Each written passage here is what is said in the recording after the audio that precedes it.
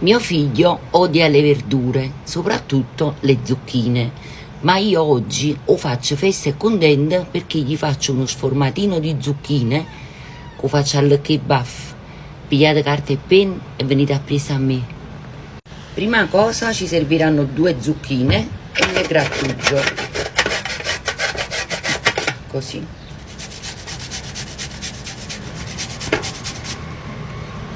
Dopo che avete grattugiato le zucchine, grattugiate la grana. Ecco qua, prendete un bel pezzo di grana, almeno di 100 grammi. Facite una bella rattata, ma non una rattata capita a me, facete una rattata di formaggio. Perché poi quando prima certa gente mi sa veramente ci vuole una rattata, eh? Ecco qua, ho grattugiato la grana e le zucchine. Adesso unisco 4 uova e inizio a mescolare. Abbiate a fare un bello mesca, Francesca. Dopo che avete ottenuto questa bella pappetta, così, ci buttate dentro 2 bustine di purè di patate e mischiate. Unite 200 ml di latte e continuate a mischiare. Adesso unite un pizzico di sale a piacere. Quello assaggiate voi e decidete se va bene di sale oppure dovete aggiungere. Adesso prendete un bel rutiello, un po' di burro dentro e un po' di pane grattugiato. Io ho usato quello là che faccio io con le fette biscottate, l'aglio e il pecorino e un po' di prezzemolo. Adesso ci vado a mettere, ecco qua, metà del composto.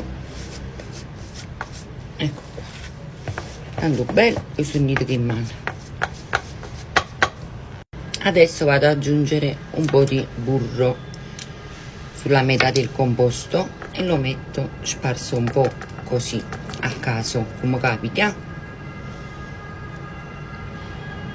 Adesso unisco un po' di fettine di pancetta, ecco qua. Unisco ancora un po' di capocollo abbondante. Questa è una fame in lupa. Adesso ci metto qualche fettina, mi piacciono molto queste qua, le parmareggio, rambazzi.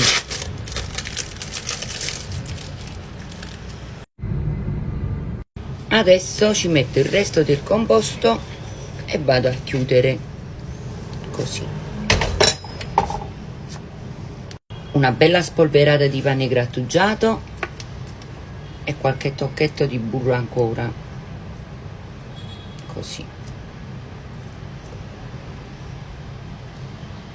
E ancora sopra un'altra bella grattugiata di scamorza.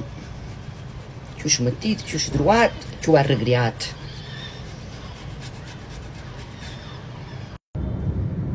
Adesso in forno a 175 gradi per 40 minuti.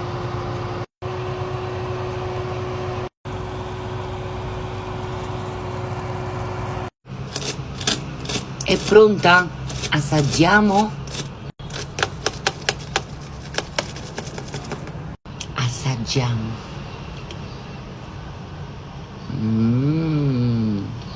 Io mi mangio la crosticina che è venuta sopra con il formaggio.